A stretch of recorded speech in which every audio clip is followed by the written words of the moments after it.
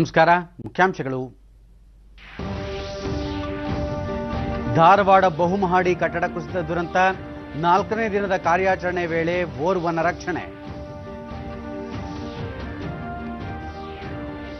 ಪುಲ್ವಾಮಾ ದಾಳಿಯ ಮುಖ್ಯ ಸಂಚುಕೋರ ಮುದಸ್ಸೀರ್ ಸಹಚರ ಸಜ್ಜದ್ ಖಾನ್ ಬಂಧನ.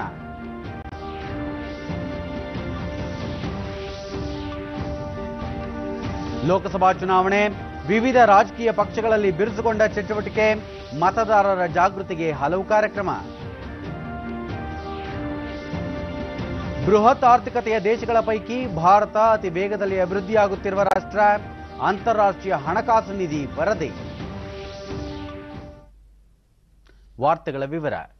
ಧಾರವಾಡದ ಕುಮಾರೇಶ್ವರ ನಗರದ ಬಹುಮಹಡಿ ಕಟ್ಟಡ ಕುಸಿತದಲ್ಲಿ ಮೃತಪಟ್ಟವರ ಸಂಖ್ಯೆ 14ಕ್ಕೆ ಏರಿಕೆಯಾಗಿದ್ದು, ರಕ್ಷಣಾ ಕಾರ್ಯ ಪ್ರಗತಿಯಲ್ಲಿದೆ.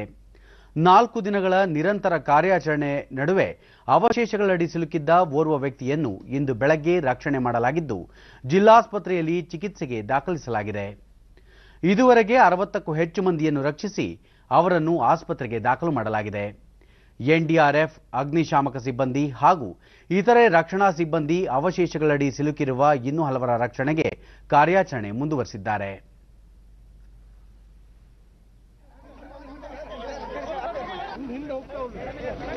ಈ ಮಧ್ಯೆ ಘಟನಾ ಸ್ಥಳಕ್ಕೆ ನಿನ್ನೆ ಮುಖ್ಯಮಂತ್ರಿ ಎಚ್.ಡಿ. ಕುಮಾರಸ್ವಾಮಿ ಭೇಟಿ ನೀಡಿ ಪರಿಶೀಲನೆ ನಡೆಸಿ ಅಧಿಕಾರಿಗಳಿಂದ ಮಾಹಿತಿ ಪಡೆದರು. ಈ ಸಂದರ್ಭದಲ್ಲಿ ಜಿಲ್ಲಾಧಿಕಾರಿ ದೀಪಾ ಚೋಳನ್, ಹುಬ್ಬಳ್ಳಿ ಧಾರವಾಡ ಪೊಲೀಸ್ ಆಯುಕ್ತ ಎಂಎನ್ ನಾಗರಾಜ್ ಸೇರಿದಂತೆ ಹಿರಿಯ ಅಧಿಕಾರಿಗಳು ಉಪಸ್ಥಿತರಿದ್ದರು.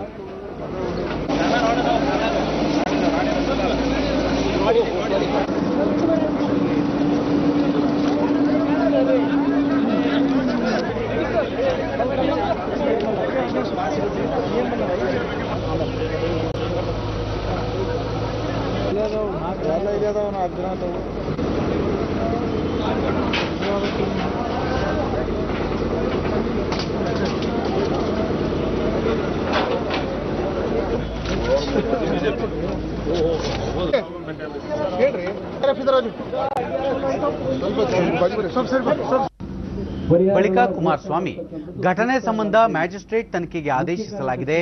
ಜಿಲ್ಲಾಧಿಕಾರಿ ಕಚೇರಿಯಿಂದ ಮೃತಪಟ್ಟವರ ಕುಟುಂಬಗಳಿಗೆ ತಲಾ 2 ಲಕ್ಷ ರೂಪಾಯಿ ಪರಿಹಾರ ಘೋಷಿಸಲಾಗಿದೆ.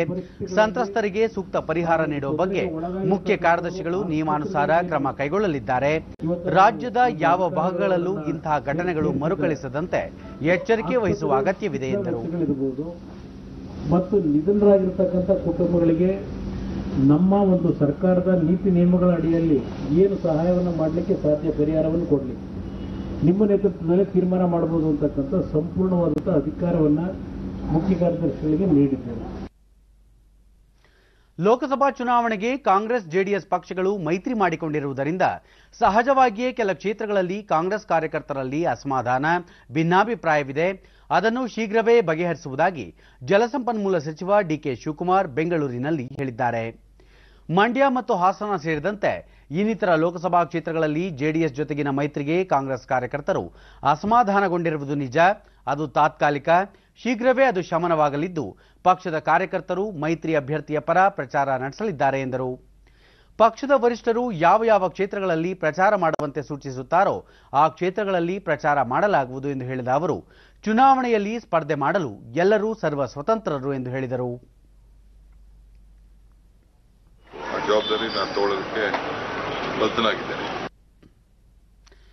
ಜೈಷ್ ಎ ಮೊಹಮ್ಮದ್ ಭಯೋತ್ಪಾದನಾ ಸಂಘಟನೆಯ ಓರ್ವ ಭಯೋತ್ಪಾದಕನನ್ನು ದೆಹಲಿಯಲ್ಲಿಂದು ಬಂಧಿಸಲಾಗಿದೆ. ದೆಹಲಿ ಪೊಲೀಸ್ ಇಲಾಖೆಯ ವಿಶೇಷ ಘಟಕ ಕಾರ್ಯಾಚರಣೆ ನಡೆಸಿ ಭಯೋತ್ಪಾದಕನನ್ನು ಬಂಧಿಸಿದೆ. ಬಂಧಿಸಲಾದ ಭಯೋತ್ಪಾದಕನನ್ನು ಸಜ್ಜದ್ ಖಾನ್ ಎಂದು ಗುರುತಿಸಲಾಗಿದ್ದು, ಈತ ಪುಲ್ವಾಮಾ ದಾಳಿಯ ಮುಖ್ಯ ಸಂಚುಕೋರ, ಇತ್ತೀಚೆಗೆ ಹತ್ಯೆಯಾದ ಮುದಸ್ಸೀರ್ನ ಸಹಚರ ಎಂದು ಪೊಲೀಸ್ ಮೂಲಗಳು ತಿಳಿಸಿವೆ. व्यवस्था की एक बात चल रही थी, जो वहां पर लगातार आपने देखा कि चुनाव हुए हैं, बड़े शांतिपूर्ण ढंग से चुनाव संपन्न हुए हैं.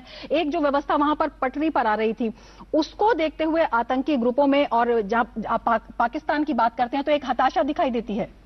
बिल्कुल एक हताशा थी, एक फीलिंग भी पिछले कुछ दिनों से ये आ रही थी कि आतंकवादी गतिविधियों से उनको कोई फायदा नहीं होगा और वो भारत के ऊपर बड़ा नुकसान नहीं पहुंचा सकते. एक जनरल मैसेज जा रहा था कि आतंकवाद से मसलों का हल नहीं हो सकता यूथ को, तो दोबारा से उसको आतंकवाद को बढ़ाने के लिए ये गतिविधि की गई। दूसरी बात ये भी है, देखिए अभी तक जितने भी ऑपरेशन हो रहे हैं उसमें कश्मीरी लड़के मारे जा रहे हैं या हमारे फौज के लोग मारे जा रहे हैं।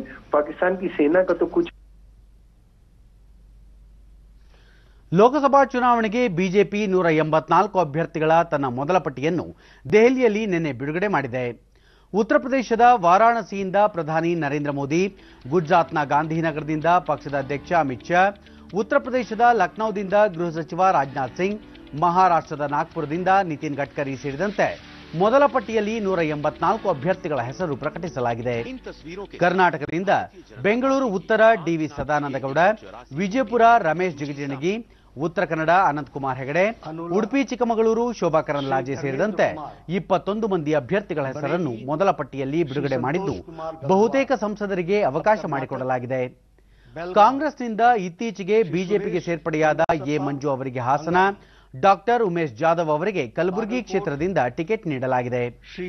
28 ಕ್ಷೇತ್ರಗಳ ಪೈಕಿ ಇನ್ನುಳಿದ 7 ಕ್ಷೇತ್ರಗಳಾದ ಬೆಂಗಳೂರು ದಕ್ಷಿಣ, ಕೋಲಾರ, ಮಂಡ್ಯ, ಚಿಕ್ಕೋಡಿ, ಕೊಪ್ಪಳ, ರಾಯಚೂರು, ಬೆಂಗಳೂರು ಗ್ರಾಮಾಂತರ ಕ್ಷೇತ್ರಗಳಿಗೆ ಅಭ್ಯರ್ಥಿಗಳನ್ನು ಪ್ರಕಟಿಸಬೇಕಾಗಿದೆ. ಇನ್ನುಳಿದಂತೆ ಉತ್ತರ ಪ್ರದೇಶದಿಂದ 28, ಮಹಾರಾಷ್ಟ್ರದಿಂದ 16, ಅಸ್ಸಾಂ 8, ಅರುಣಾಚಲ ಪ್ರದೇಶ 2, ಛತ್ತೀಸ್ಗಢ 5, ಜಮ್ಮು ಕಾಶ್ಮೀರ 5, ಕರ್ನಾಟಕ 21, ಕೇರಳ 13, ಮಣಿಪುರ 2, ಒಡಿಶಾ 10, ರಾಜಸ್ಥಾನ 16, ತಮಿಳುನಾಡು 5, ತೆಲಂಗಾಣ 10, ತ್ರಿಪುರಾ 2, ಉತ್ತರಾಖಂಡ್ 5, ಪಶ್ಚಿಮ ಬಂಗಾಳ 28, ಆಂಧ್ರಪ್ರದೇಶ 2 ಹಾಗೂ ಅಂಡಮಾನ್ ನಿಕೋಬಾರ್, ದಾದ್ರಾ ಮತ್ತು ನಗರ್ ಹವೇಲಿ, ಲಕ್ಷದ್ವೀಪ್, ಮಿಜೋರಾಂ, ಸಿಕ್ಕಿಂ, ಗುಜರಾತ್ ರಾಜ್ಯಗಳಿಂದ ತಲಾ 1 ಕ್ಷೇತ್ರಗಳಿಗೆ ಅಭ್ಯರ್ಥಿಗಳನ್ನು ಪ್ರಕಟಿಸಲಾಗಿದೆ. ಸಿಕ್ಕಿಂನ 12, ಅರುಣಾಚಲ ಪ್ರದೇಶದ 6, ಒಡಿಶಾದ 99 ವಿಧಾನಸಭಾ ಕ್ಷೇತ್ರಗಳಿಗೆ ಬಿಜೆಪಿ ಅಭ್ಯರ್ಥಿಗಳ ಪಟ್ಟಿಯನ್ನು ಪ್ರಕಟಿಸಿದೆ. ದಾವಣಗೆರೆ ಶ್ರೀ ಎಂ ಸಿದ್ದೇಶ್ವರ, ಶಿವಮೊಗ್ಗ ಬಾಯಿ ವಿ ರಾಘವೇಂದ್ರ, ಉಡುಪಿ ಚಿಕ್ಕಮಗಳೂರು ಕುಮಾರಿ ಶೋಭಾ ಕರಂದ್ಲಾಜೆ, ಹಾಸನ್ श्री ए मंजू, दक्षिण कन्नड़ श्री नलिन कुमार कटील, चित्रदुर्गा श्री ए नारायण स्वामी, तुमकुर जीएस बसवराजू, मैसूर भारतीय जनता पार्टी में शामिल ಈ ಮಧ್ಯೆ ಕ್ರಿಕೆಟ್ ಪಟು ಗೌತಮ್ ಗಂಭೀರ್ ದೆಹಲಿಯಲ್ಲಿಂದು ಬಿಜೆಪಿಗೆ ಸೇರ್ಪಡೆಯಾದರು. ಪಕ್ಷದ ನಾಯಕರಾದ ಅರುಣ್ ಜೇಟ್ಲಿ, ರವಿಶಂಕರ್ ಪ್ರಸಾದ್ ಮತ್ತಿತರರು ಅವರನ್ನು ಪಕ್ಷಕ್ಕೆ ಬರಮಾಡಿಕೊಂಡರು.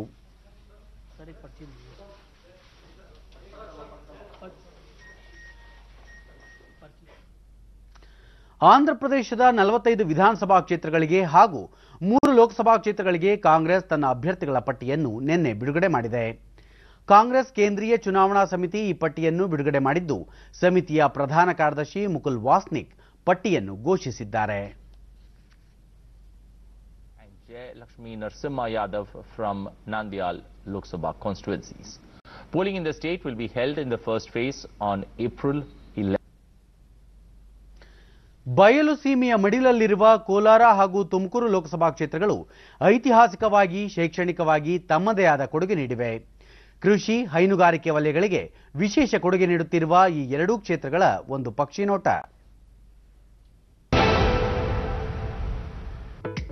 ಕಲ್ಪತರು ನಾಡು, ಹರಿಹರ ಕ್ಷೇತ್ರ ಎಂದೇ ಖ್ಯಾತವಾದ ತುಮಕೂರು ಜಿಲ್ಲೆ ಅಮರಶಿಲ್ಪಿ ಜಕ್ಕಣಾಚಾರ್ಯ ತವರು ಕೈದಾಳ ಮತ್ತು ಶಕಪುರುಷ ಶಾಲಿವಾಹನನ ಜನ್ಮಸ್ಥಳ ತಂಡಗವನ್ನು ಒಳಗೊಂಡ ಜಿಲ್ಲೆ ಎಂಬ ಖ್ಯಾತಿ ಪಡೆದಿದೆ. ಈ ಬಗ್ಗೆ ಮೈಸೂರು ವಿಶ್ವವಿದ್ಯಾನಿಲಯದ ವಿಶ್ವಕೋಶದಲ್ಲೂ ಉಲ್ಲೇಖವಿದೆ. ತ್ರಿವಿಧ ದಾಸೋಹ ಕ್ಷೇತ್ರ ಎಂದೇ ಪ್ರಸಿದ್ಧವಾದ ಸಿದ್ಧಗಂಗಾ ಮಠವು ಜಿಲ್ಲೆಯಲ್ಲಿದ್ದು ಪೌರಾಣಿಕ, ಐತಿಹಾಸಿಕ ಮತ್ತು ಶೈಕ್ಷಣಿಕ ಮಹತ್ವವನ್ನು ಪಡೆದಿದೆ. 1951ರ ಪ್ರಥಮ ಸಾರ್ವತ್ರಿಕ ಚುನಾವಣೆಯಿಂದಲೂ ಅಸ್ತಿತ್ವದಲ್ಲಿರುವ ತುಮಕೂರು ಲೋಕಸಭಾ ಕ್ಷೇತ್ರವನ್ನು ಮೊದಲು ಪ್ರತಿನಿಧಿಸಿದವರು ಕಾಂಗ್ರೆಸ್ನ ಸಿಆರ್ ಬಸಪ್ಪ.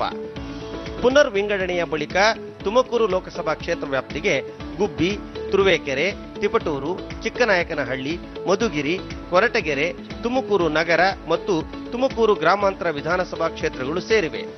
ಪ್ರಸ್ತುತ ಕ್ಷೇತ್ರದಲ್ಲಿ 7,97,512 ಪುರುಷರು ಮತ್ತು 7,97,191 ಮಹಿಳೆಯರು ಸೇರಿ ಒಟ್ಟು 15,94,703 ಮತದಾರರಿದ್ದಾರೆ. ಈ ಪೈಕಿ 28,351 ವಿಶೇಷ ಚೇತನ ಮತದಾರರಿದ್ದಾರೆ. 2014ರಲ್ಲಿ ಕ್ಷೇತ್ರದಲ್ಲಿ 72.50% ಮತದಾನವಾಗಿತ್ತು. ಈ ಪೈಕಿ ಪ್ರತಿಶತ 73.93% ಪುರುಷರು ಮತ್ತು 71.05% ಮಹಿಳಾ ಮತದಾರರು ತಮ್ಮ ಹಕ್ಕು ಚಲಾಯಿಸಿದ್ದರು. ಕಾಂಗ್ರೆಸ್ನ ಎಸ್ಪಿ ಮುದ್ದಹನುಮೇಗೌಡ ಈ ಕ್ಷೇತ್ರದ ಹಾಲಿ ಸಂಸತ್ ಸದಸ್ಯರು.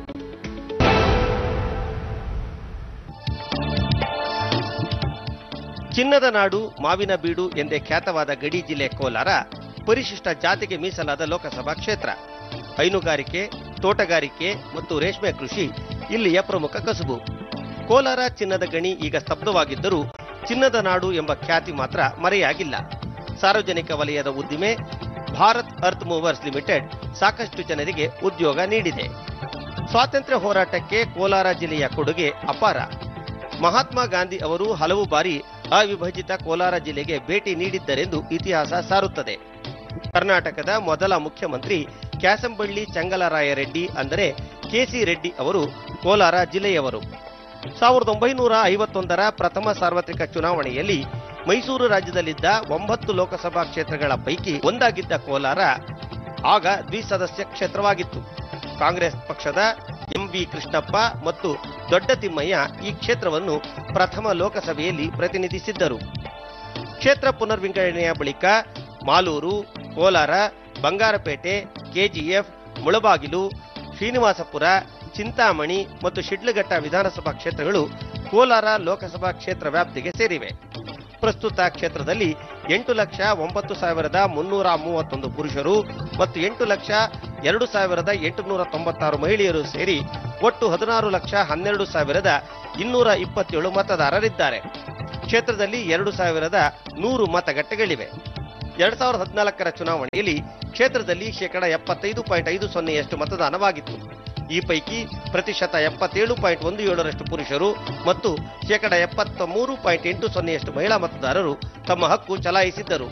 1991ರಿಂದ ಈ ಕ್ಷೇತ್ರವನ್ನು ಪ್ರತಿನಿಧಿಸುತ್ತಿರುವ ಕಾಂಗ್ರೆಸ್ನ ಕೆಎಚ್ ಮುನಿಯಪ್ಪ ಹಾಲಿ ಸಂಸದರು. ಚುನಾವಣಾ ನೀತಿ ಸಂಹಿತೆ ಅನುಸರಿಸಲು ಸಾಮಾಜಿಕ ಜಾಲತಾಣಗಳು ಮುಂದಾಗಿದ್ದು ಯಾವುದೇ ಚುನಾವಣಾ ನೀತಿ ಸಂಹಿತೆ ಉಲ್ಲಂಘಿಸದಂತೆ ಎಚ್ಚರ ವಹಿಸುವುದಾಗಿ ತಿಳಿಸಿದೆ. ಫೇಸ್ಬುಕ್, ಟ್ವಿಟರ್, ವಾಟ್ಸ್ಆಪ್, ಐಐಎಂಐ ಸೇರಿದಂತೆ ಹಲವು ಸಾಮಾಜಿಕ ಜಾಲತಾಣಗಳು ನೀತಿ ಸಂಹಿತೆಯನ್ನು ಕಟ್ಟುನಿಟ್ಟಾಗಿ ಪಾಲಿಸಲು ಸೂಕ್ತ ಕ್ರಮಗಳನ್ನು ಕೈಗೊಂಡಿವೆ. ಅಭ್ಯರ್ಥಿಗಳು ಸೇರಿದಂತೆ ನೀತಿ ಸಂಹಿತೆ ಉಲ್ಲಂಘಿಸಿದವರ ವಿರುದ್ಧ ಮಾಹಿತಿ ಸಂಗ್ರಹಿಸಿ ಚುನಾವಣಾ ಆಯೋಗಕ್ಕೆ ವರದಿ ಸಲ್ಲಿಸುವುದಾಗಿ ತಿಳಿಸಿವೆ. 18 ವರ್ಷ ತುಂಬಿದ ಪ್ರತಿಯೊಬ್ಬರೂ ಮತದಾನದಲ್ಲಿ ಪಾಲ್ಗೊಳ್ಳಬೇಕು ಎನ್ನುವ ನಿಟ್ಟಿನಲ್ಲಿ ರಾಮನಗರ ಜಿಲ್ಲೆಯ ಚನ್ನಪಟ್ಟಣದಲ್ಲಿ ನಿನ್ನೆ ಎತ್ತಿನ ಗಾಡಿಗಳ ಮೂಲಕ ಜಾಗೃತಿ ಜಾಥಾ ಹಮ್ಮಿಕೊಳ್ಳಲಾಗಿತ್ತು.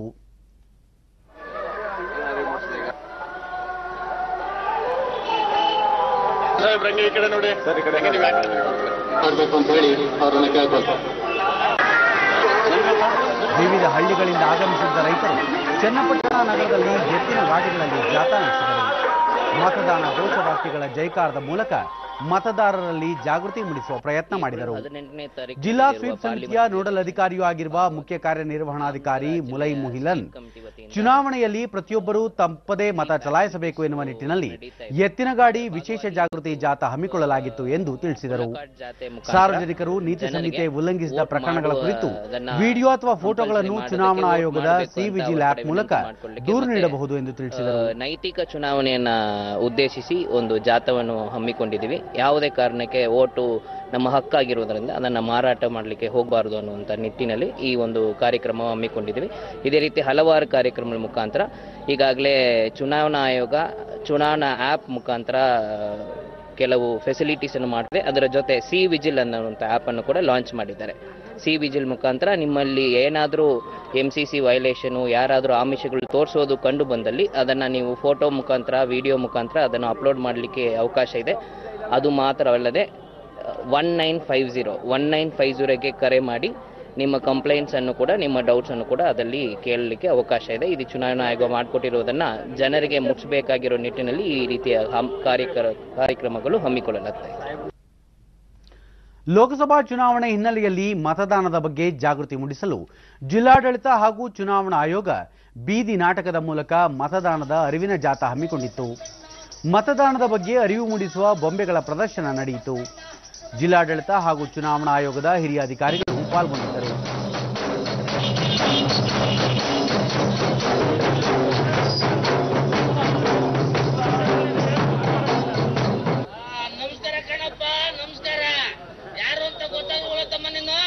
ತುಂಬಿದ ಎಲ್ಲರೂ ಮತದಾನ ಮಾಡಿ ಅಂತ ಹೇಳಿ ನಿಮ್ಮನ್ನ ಪ್ರಾರ್ಥನೆ ಮಾಡಲಿಕ್ಕೆ ಅಂತ ಬಂದಿದ್ದೇನೆ. ನಮ್ಮದು ಪ್ರಜಾಪ್ರಭುತ್ವದ ದೇಶ. ಇಲ್ಲಿ ಪ್ರಜೆಗಳೇ ಪ್ರಭುಗಳು.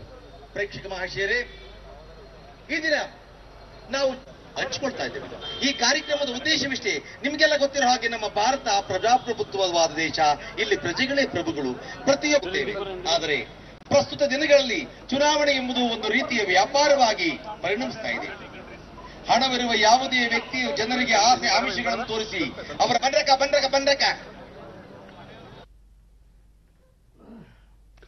ಲೋಕಸಭಾ ಚುನಾವಣೆಗೆ ಸಿದ್ಧತೆಗಳು ಬಿರುಸಿನಿಂದ ಸಾಗಿದಂತೆ ಮಹಿಳೆಯರಿಗೆ ಪ್ರಾಮುಖ್ಯತೆ ನೀಡುವ ವಿಷಯವೂ ಚಾಲ್ತಿಯಲ್ಲಿದೆ.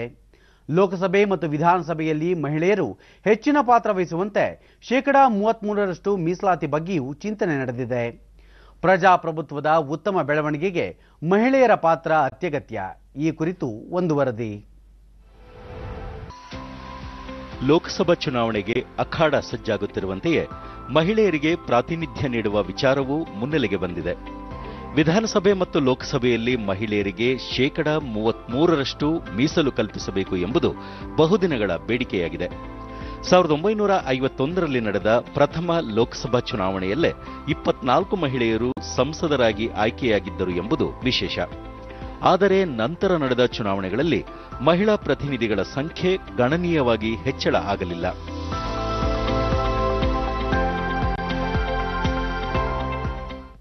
ಎರಡು 2014ರಲ್ಲಿ 62 ಮಹಿಳಾ ಸಂಸದರು ಲೋಕಸಭೆಗೆ ಚುನಾಯಿತರಾಗಿದ್ದರು.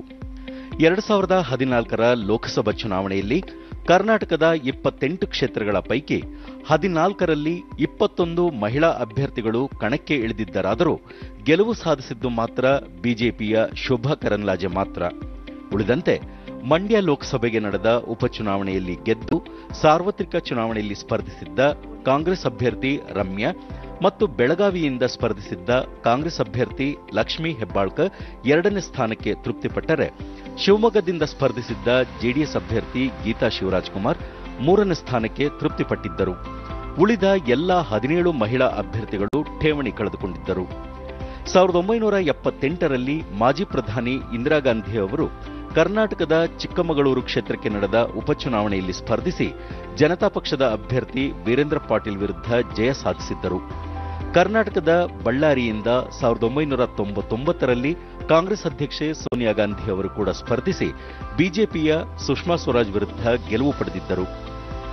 1966ರ ಜನವರಿಯಲ್ಲಿ ಪ್ರಧಾನಮಂತ್ರಿಯಾದ ಇಂದಿರಾ ಗಾಂಧಿಯವರು ತೊಟ್ಟಿಲು ತೂಗುವ ಕೈ ದೇಶವನ್ನು ಆಳಬಲ್ಲದು ಎಂಬುದನ್ನು ನಿರೂಪಿಸಿದ್ದರು. 16ನೇ ಲೋಕಸಭೆಯಲ್ಲಿ ಸುಮಿತ್ರಾ ಮಹಾಜನ್ ಸ್ಪೀಕರ್ ಆಗಿ ಯಶಸ್ವಿಯಾಗಿ ಕಾರ್ಯನಿರ್ವಹಿಸಿದರೆ, 15ನೇ ಲೋಕಸಭೆಯ ಅವಧಿಯಲ್ಲಿ ಮೀರಾ ಕುಮಾರ್ ಈ ಕರ್ತವ್ಯ ನಿರ್ವಹಿಸಿದ್ದರು. ಶಾಸನಸಭೆಯಲ್ಲಿ ಸಮರ್ಥವಾಗಿ ಕಾರ್ಯನಿರ್ವಹಿಸಿ ತಮ್ಮ ಛಾಪು ಮೂಡಿಸುತ್ತಿರುವ ಮಹಿಳಾ ಪ್ರತಿನಿಧಿಗಳ ಸಂಖ್ಯೆ ಹೆಚ್ಚಾಗಲಿ, ಅವರಿಗೂ ಸಮಾನ ಅವಕಾಶ ದೊರಕುವಂತಾಗಲಿ ಎಂಬುದು ಜನಾದೇಶದ ಆಶಯ. ಉಡುಪಿ ಜಿಲ್ಲಾ ಸ್ವೀಪ್ ಸಮಿತಿಯಿಂದ ಜಿಲ್ಲೆಯ ಬ್ರಹ್ಮಾವರ, ದೇವರಾಜ ಅರಸು, ಹಿಂದುಳಿದ ವರ್ಗಗಳ ವಿದ್ಯಾರ್ಥಿನಿಯರ ವಸತಿ ನಿಲಯಗಳಲ್ಲಿ ಮತದಾನ ಜಾಗೃತಿ ಕಾರ್ಯಕ್ರಮವನ್ನು ನಿನ್ನೆ ಹಮ್ಮಿಕೊಳ್ಳಲಾಗಿತ್ತು. ಮತದಾನ ಪ್ರತಿಯೊಬ್ಬರ ಹಕ್ಕಾಗಿದ್ದು ಕಡ್ಡಾಯ ಮತದಾನ ಮಾಡುವಂತೆ ಪೋಷಕರಿಗೆ ಪತ್ರ ಬರೆಯುವ ಮೂಲಕ ಮತದಾನದ ಅರಿವು ಮೂಡಿಸಿದ್ದು ವಿಶೇಷವಾಗಿತ್ತು. ಅವರಿಗೆ ಹೇಳಬೇಕು, ಮೊದಲು ಮತದಾನ ಆಮೇಲೆ ಪ್ರಯಾಣ. ಅವತ್ತು ಮದುವೆ ಇದ್ರೆ ಹೇಳಬೇಕು, ಮೊದಲು ಮತದಾನ ಆಮೇಲೆ ಕನ್ಯಾದಾನ. ಈ ರೀತಿಯ ಒಂದು ಪ್ರೇರಣೆಯನ್ನ ನೀವು ಮಾಡುವುದರ ಮೂಲಕ ಮತ್ತು ಪ್ರಜಾಪ್ರಭುತ್ವದಲ್ಲಿ ನೋಡ್ರಿ ಏನಿದೆ, ಸಮಸ್ಯೆಗಳೇನಿದೆ, ಪೊಲೀಸ್ ಏನಾಗಬೇಕು ಅಂತ ಇದೆ. ಮತ ಹಾಕೋದ್ರಿಂದ ಒಳ್ಳೆ ಸರ್ಕಾರ ಬರುತ್ತೆ, ಒಳ್ಳೆ ಪ್ರತಿನಿಧಿ ಇರ್ತಾರೆ ಅಂತ ಹೋಗ್ತೇನೆ ನಾನು. ಯಾಕೆ ಹೇಳಿದ್ರೆ ಇಷ್ಟೆಲ್ಲ ತಲೆಯಲ್ಲಿ ಇಟ್ಕೊಂಡು ನೀವು ಕಾರ್ಯಕ್ರಮ ನಡೆಸ್ತಾ ಇದ್ದೀವಿ.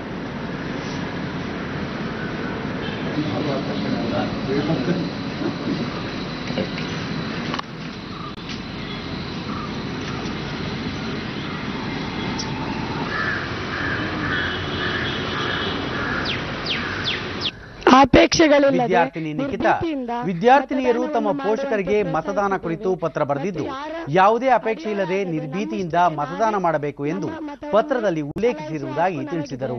ಅದನ್ನು ನಾವು ಸದುಪಯೋಗಗೊಳಿಸಬೇಕೆಂದು ನಮ್ಮ ತಂದೆ ತಾಯಿಯಲ್ಲಿ ನಾವು ಈ ಮೂಲಕ ತಿಳಿಸಿರುತ್ತೇವೆ. ಅಪ್ಪ ಅಮ್ಮ. ಮತ್ತೋರ್ವ ವಿದ್ಯಾರ್ಥಿನಿ ಪೂಜಾ, ಪತ್ರದ ಮೂಲಕ ಕಡ್ಡಾಯ ಮತದಾನ ಮಾಡುವ ಬಗ್ಗೆ ಪೋಷಕರಿಗೆ ತಿಳಿಸಲಾಗಿದೆ ಎಂದರು. ಮತದಾನ ಮಾಡುವುದು ಎಲ್ಲರ ಹಕ್ಕು, ಆದ್ದರಿಂದ ಎಲ್ಲರೂ ಮತದಾನ ಮಾಡಲೇಬೇಕು. ಸಮಾಜ ಕಲ್ಯಾಣ ಇಲಾಖೆಯ ಉಡುಪಿ ಜಿಲ್ಲಾ ನಿರ್ದೇಶಕ ಹಾಕಪ್ಪ ರಾಮಪ್ಪ ಲಮಾಣಿ, ವಿದ್ಯಾರ್ಥಿ ನಿಲಯಗಳಲ್ಲಿರುವ ವಿದ್ಯಾರ್ಥಿನಿಯರು ಅವರ ಪೋಷಕರಿಗೆ ಮತದಾನ ಮಾಡುವ ಬಗ್ಗೆ ಪತ್ರ ಬರೆಯುವ ಮೂಲಕ ಮತದಾನದ ಬಗ್ಗೆ ಅರಿವು ಮೂಡಿಸಲಾಗುತ್ತಿದೆ ಎಂದರು. ಅವರ ಪಾಲಕರಿಗೆ, ಪೋಷಕರಿಗೆ, ಬಂಧು ಬಳಗದವರಿಗೆ ಒಂದು ಪತ್ರವನ್ನು ಬರೆಸುವುದರ ಮೂಲಕ ಎಲ್ಲರೂ ಕಡ್ಡಾಯವಾಗಿ ಮತದಾನ ವ್ಯವಸ್ಥೆಯಲ್ಲಿ ಪಾಲ್ಗೊಳ್ಳುವಂತೆ ಒಂದು ಪ್ರೇರಣಾದಾಯಕ ಕಾರ್ಯಕ್ರಮವನ್ನು ನಾವು ಇಡೀ ನಮ್ಮ ಉಡುಪಿ ಜಿಲ್ಲೆಯಾದ್ಯಂತ ನಮ್ಮ ಇಲಾಖೆ ವತಿಯಿಂದ ನಾವು ಹಮ್ಮಿಕೊಂಡಿದ್ದೇವೆ. ಅದೇ ರೀತಿ ನಮ್ಮ ಇಲಾಖೆ ವತಿಯಿಂದ 23 ಪೋಸ್ಟ್ ಮೆಟ್ರಿಕ್ ವಿದ್ಯಾರ್ಥಿ ನಿಲಯಗಳಿವೆ. ಆ ವಿದ್ಯಾರ್ಥಿಗಳಿಗೂ ಕೂಡ ನಾವು ಮತದಾರರ ನೋಂದಣಿ ಮಾಡಿಕೊಳ್ಳುವಂತೆ ಮತ್ತು ಎಲ್ಲರೂ ಸಕ್ರಿಯವಾಗಿ ಮತದಾನದಲ್ಲಿ ಭಾಗವಹಿಸುವಂತೆ ಮತ್ತು ಇತರರಿಗೂ ಕೂಡ ತಮ್ಮ ಬಂಧು ಬಳಗದವರು ಕೂಡ ಮತದಾನದಲ್ಲಿ ಪಾಲ್ಗೊಳ್ಳುವಂತೆ ಅವರ ಮೂಲಕವೂ ಕೂಡ ನಾವು ಈ ಪತ್ರ ಚಳವಳಿಯನ್ನು ಹಮ್ಮಿಕೊಂಡಿದ್ದೇವೆ. ಬೃಹತ್ ಆರ್ಥಿಕತೆಗಳ ಪೈಕಿ ಭಾರತ ಅತಿ ವೇಗದಲ್ಲಿ ಅಭಿವೃದ್ಧಿಯಾಗುತ್ತಿರುವ ರಾಷ್ಟ್ರವಾಗಿದೆ ಎಂದು ಅಂತಾರಾಷ್ಟ್ರೀಯ ಹಣಕಾಸು ನಿಧಿ IMF ತಿಳಿಸಿದೆ. ಕಳೆದ 5 ವರ್ಷಗಳಲ್ಲಿ ಭಾರತದಲ್ಲಿ ಹಲವು ಆರ್ಥಿಕ ಸುಧಾರಣಾ ಕ್ರಮಗಳನ್ನು ಕೈಗೊಳ್ಳಲಾಗಿದ್ದು, ಸುಸ್ಥಿರ ಮತ್ತು ಗರಿಷ್ಠ ಅಭಿವೃದ್ಧಿ ಸಾಧಿಸಲು ಮತ್ತಷ್ಟು ಸುಧಾರಣಾ ಕ್ರಮಗಳನ್ನು ಕೈಗೊಳ್ಳುವ ಸೂಚನೆ ನೀಡಿದೆ ಎಂದು IMF ತಿಳಿಸಿದೆ. ವಾಷಿಂಗ್ಟನ್ನಲ್ಲಿ ನಿನ್ನೆ ಸುದ್ದಿಗೋಷ್ಠಿಯಲ್ಲಿ ಮಾತನಾಡಿದ IMF ಸಂವಹನ ನಿರ್ದೇಶಕ ಗೆರಿ ರೈಸ್, ಕಳೆದ 5 ವರ್ಷಗಳಲ್ಲಿ ಭಾರತ ಸರಾಸರಿ 7% ಅಭಿವೃದ್ಧಿ ದರ ಸಾಧಿಸಿದೆ. ಮುಂದಿನ ತಿಂಗಳಲ್ಲಿ ನಡೆಯುವ ವಾರ್ಷಿಕ ವಸಂತ ಋತು ಸಭೆಯಲ್ಲಿ ವಿಶ್ವ ಆರ್ಥಿಕ ಸಮೀಕ್ಷಾ ವರದಿ ಬಿಡುಗಡೆಯಾಗಲಿದ್ದು, ಆ ಸಂದರ್ಭದಲ್ಲಿ ಭಾರತೀಯ ಆರ್ಥಿಕತೆ ಕುರಿತ ಮತ್ತಷ್ಟು ವಿವರಗಳು ಬಿಡುಗಡೆಯಾಗಲಿವೆ ಎಂದಿದ್ದಾರೆ.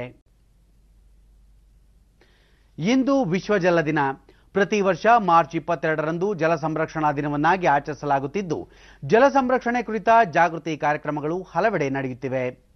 ಶುದ್ಧ ಕುಡಿಯುವ ನೀರು ಪ್ರತಿಯೊಬ್ಬರಿಗೂ ದೊರೆಯಬೇಕು ಎನ್ನುವುದು ಈ ವರ್ಷದ ಘೋಷವಾಕ್ಯವಾಗಿದ್ದು, ನೀರನ್ನು ಪೋಲು ಮಾಡದೆ ಮುಂದಿನ ಪೀಳಿಗೆಗೆ ಸಂರಕ್ಷಣೆ ಮಾಡುವ ಕುರಿತು ಹಾಗೂ ಶುದ್ಧ ನೀರಿನ ಮೂಲಗಳ ಸುಸ್ಥಿರ ನಿರ್ವಹಣೆ ಕುರಿತು ಜಾಗೃತಿ ಮೂಡಿಸಲಾಗುತ್ತಿದೆ.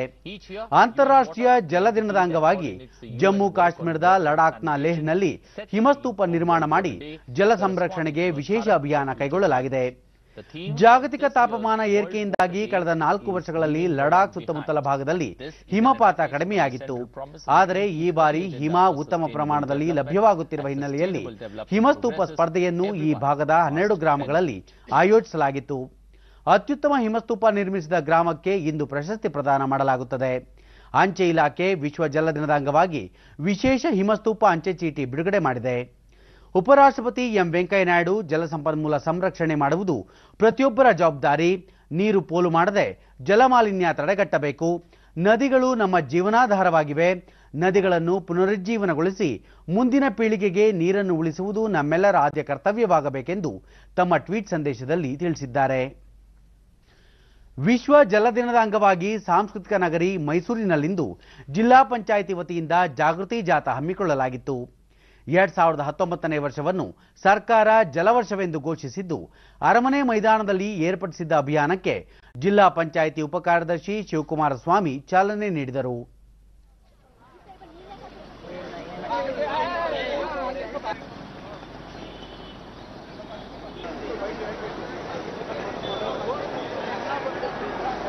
ಸ್ನೇಹಿತರೆ, ಅವರು ವಿಶ್ವ ಜಲ ದಿನದ ಅಂಗವಾಗಿ ಜನರಲ್ಲಿ ನೀರಿನ ಮಹತ್ವದ ಅರಿವು ಮೂಡಿಸುವುದು ಅತ್ಯಗತ್ಯ.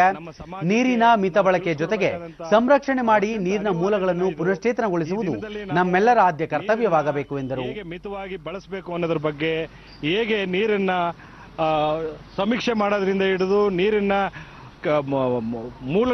ನೀರಿನ ಮೂಲ ಸಾಂಪ್ರದಾಯಿಕ ಮೂಲಗಳು ಯಾವ್ಯಾವ ಇದ್ವು ಅವೆಲ್ಲ ಈಗ ನೀರಿನ ಮೂಲಗಳು ಹೂಳು ತುಂಬಿದೆ, ಹಾಳಾಗಿದೆ. ಅವುಗಳನ್ನೇ ಹೇಗೆ ಪುನಶ್ಚೇತನ ಮಾಡಿ ನಾವು ಅಂತರ್ಜಲವನ್ನು ಹೆಚ್ಚಿಸಬೇಕು, ನಮಗೆ ಸಿಕ್ಕುವಂತೆ ಮಾಡಬೇಕು ಅನ್ನೋ ದಿಟ್ಟಲ್ಲಿ, ಜೊತೆಗೆ ಯಾವ ಸರ್ಕಾರದ ಯೋಜನೆಗಳಲ್ಲಿ ಪುನಶ್ಚೇತನ ಕಾರ್ಯಕ್ರಮಗಳನ್ನು ಹಮ್ಮಿಕಬಹುದು. ಕೋಲಾರ ಜಿಲ್ಲಾ ಕಾನೂನು ಪ್ರಾಧಿಕಾರ ಮತ್ತು ಸ್ವೀಪ್ ಸಮಿತಿ ವತಿಯಿಂದ ನಗರದಲ್ಲಿಂದು ವಿಶ್ವ ಜಲ ದಿನ ಅರ್ಥಪೂರ್ಣವಾಗಿ ಆಚರಿಸಲಾಯಿತು. ಕೋಲಾರದ ವೇಣುಗೋಪಾಲ ಸ್ವಾಮಿ ಆವರಣದಲ್ಲಿರುವ ಪುಷ್ಕರಣಿಯನ್ನು ಸ್ವಚ್ಛಗೊಳಿಸುವ ಮೂಲಕ ವಿಶ್ವ ಜಲ ದಿನ ಆಚರಿಸಲಾಯಿತು.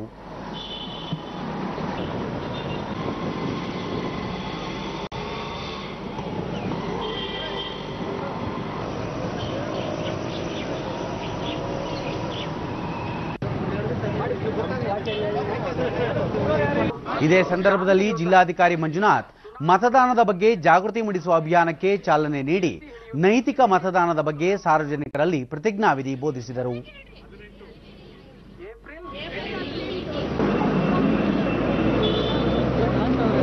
ಒಳಗಡೆ ಇರೋರೆಲ್ಲರೂ ಹೊರಗಡೆ ಬರಬೇಕು, ಸರ್ಕಲ್ ಮಾತ್ರ.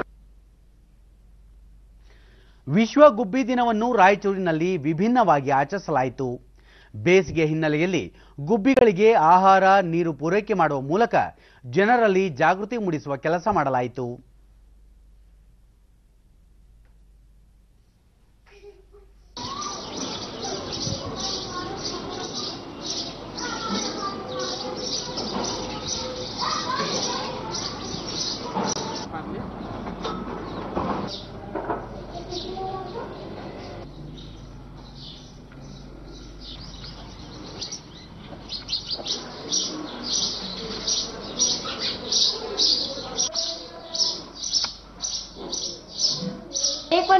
ವಿದ್ಯಾರ್ಥಿನಿಯೊಬ್ಬರು ಗುಬ್ಬಿಗಳ ರಕ್ಷಣೆ ಹಾಗೂ ಅವುಗಳಿಗೆ ಆಹಾರ ನೀಡುವ ಕುರಿತು ಪ್ರಾತ್ಯಕ್ಷಿಕೆ ನೀಡಿದರು.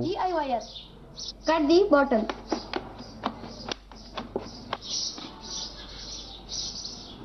Put the hole. Fill the water. Turn the bottle.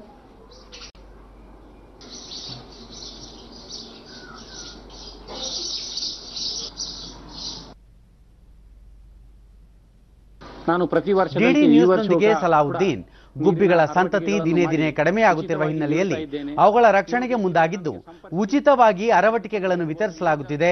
ಇದನ್ನು ಪಕ್ಷಿ ಪ್ರಿಯರು ಬಳಸಿಕೊಳ್ಳಬೇಕು. ಪಕ್ಷಿಗಳನ್ನು ರಕ್ಷಿಸದಿದ್ದರೆ ಮುಂದಿನ ದಿನಗಳಲ್ಲಿ ಅವುಗಳ ಸಂತತಿಯೇ ಇಲ್ಲದಂತಾಗುತ್ತದೆ ಎಂದರು. ನೀರು ಕೊಟ್ಟು ಉಳಿಸಬೇಕಾಗಿ ನಿಮ್ಮೆಲ್ಲರಲ್ಲಿ ಮನವಿ ಮಾಡಿಕೊಳ್ಳುತ್ತೇನೆ.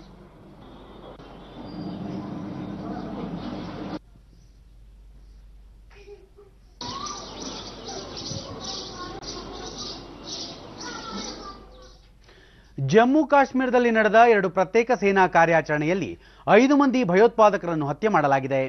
ಬಾರಾಮುಲ್ಲಾ ಜಿಲ್ಲೆಯ ಕಲಂತ್ರಿ ಕಂಡಿ ಕ್ರೀರೈ ಪ್ರದೇಶದಲ್ಲಿ 2 ಭಯೋತ್ಪಾದಕರು ಹತರಾಗಿದ್ದು, ಬಂಡಿಪೋರಾ ಜಿಲ್ಲೆಯ ಹಾಜಿನ್ ಪ್ರದೇಶದ ಮೀರ್ ಮೊಹಲಾದಲ್ಲಿ ಓರ್ವ ಭಯೋತ್ಪಾದಕನನ್ನು ಹತ್ಯೆ ಮಾಡಲಾಗಿದೆ. ಒತ್ತೆಯಾಳಾಗಿಸಿಕೊಂಡಿದ್ದ 2 ನಾಗರಿಕರನ್ನು ರಕ್ಷಿಸಲಾಗಿದ್ದು, ಓರ್ವ ಸೇನಾಧಿಕಾರಿ ಸೇರಿದಂತೆ 7 ಮಂದಿ ಯೋಧರು ಗಾಯಗೊಂಡಿದ್ದಾರೆ. ಭಯೋತ್ಪಾದಕರ ವಿರುದ್ಧದ ಕಾರ್ಯಾಚರಣೆ ಪ್ರಗತಿಯಲ್ಲಿದೆ. ಇರಾಕ್ನ ಮೊಸಲ್ ನಗರದ ಟೈಗ್ರಿಸ್ ನದಿಯಲ್ಲಿ ದೋಣಿ ಮುಳುಗಡೆಯಾಗಿ 100ಕ್ಕೂ ಹೆಚ್ಚು ಮಂದಿ ಮೃತಪಟ್ಟಿದ್ದಾರೆ. 55 ಜನರನ್ನು ರಕ್ಷಿಸಲಾಗಿದೆ ಎಂದು ಆಂತರಿಕ ಸಚಿವಾಲಯದ ವಕ್ತಾರ ಮೇಜರ್ ಜನರಲ್ ಸಾದ್ಮಾನ್ ತಿಳಿಸಿದ್ದಾರೆ. ಮೃತಪಟ್ಟವರಲ್ಲಿ ಹೆಚ್ಚಿನ ಸಂಖ್ಯೆಯಲ್ಲಿ ಮಹಿಳೆಯರು, ಮಕ್ಕಳು ಇದ್ದಾರೆ. ಕಣ್ಮರೆಯಾದವರ ಪತ್ತೆಗೆ ಶೋಧ ಕಾರ್ಯ ಮುಂದುವರೆದಿದೆ ಎಂದು ಅವರು ಹೇಳಿದ್ದಾರೆ. ಕುರ್ದಿಶ್ ಹೊಸ ವರ್ಷ ಹಾಗೂ ವಸಂತ ಕಾಲದ ಆಗಮನ ಸೂಚಿಸುವ ನವರೂಜ್ ಹಬ್ಬ ಆಚರಣೆ ಹಿನ್ನೆಲೆಯಲ್ಲಿ ಹೆಚ್ಚು ಪ್ರವಾಸಿಗರು ಆಗಮಿಸಿದ್ದ ವೇಳೆ ಈ ದುರಂತ ಸಂಭವಿಸಿದೆ ಎಂದು ಅಧಿಕಾರಿಗಳು ತಿಳಿಸಿದ್ದಾರೆ. ತಾಂತ್ರಿಕ ದೋಷದಿಂದ ದೋಣಿ ಮುಳುಗಡೆಯಾಗಿದೆ ಎಂದು ಅಧಿಕಾರಿಗಳು ಮಾಹಿತಿ ನೀಡಿದ್ದಾರೆ. ಕೊನೆಯಲ್ಲಿ ಮತ್ತೊಮ್ಮೆ ಮುಖ್ಯಾಂಶಗಳು. ಧಾರವಾಡ ಬಹುಮಹಡಿ ಕಟ್ಟಡ ಕುಸಿದ ದುರಂತ, 4ನೇ ದಿನದ ಕಾರ್ಯಾಚರಣೆ ವೇಳೆ ಓರ್ವನ ರಕ್ಷಣೆ. ಪುಲ್ವಾಮಾ ದಾಳಿಯ ಮುಖ್ಯ ಸಂಚುಕೋರ ಮುದಸ್ಸೀರ್ ಸಹಚರ ಸಜ್ಜದ್ ಖಾನ್ ಬಂಧನ.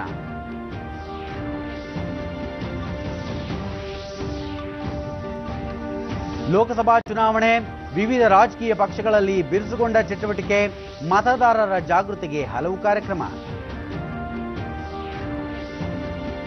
ಬೃಹತ್ ಆರ್ಥಿಕತೆಯ ದೇಶಗಳ ಪೈಕಿ ಭಾರತ ಅತಿ ವೇಗದಲ್ಲಿ ಅಭಿವೃದ್ಧಿಯಾಗುತ್ತಿರುವ ರಾಷ್ಟ್ರ, ಅಂತಾರಾಷ್ಟ್ರೀಯ ಹಣಕಾಸು ನಿಧಿ ವರದಿ. ನಮ್ಮ ಮುಂದಿನ ವಾರ್ತಾ ಪ್ರಸಾರ ಸಂಜೆ 7 ಗಂಟೆಗೆ ಚಂದನದಲ್ಲಿ. ನಮಸ್ಕಾರ.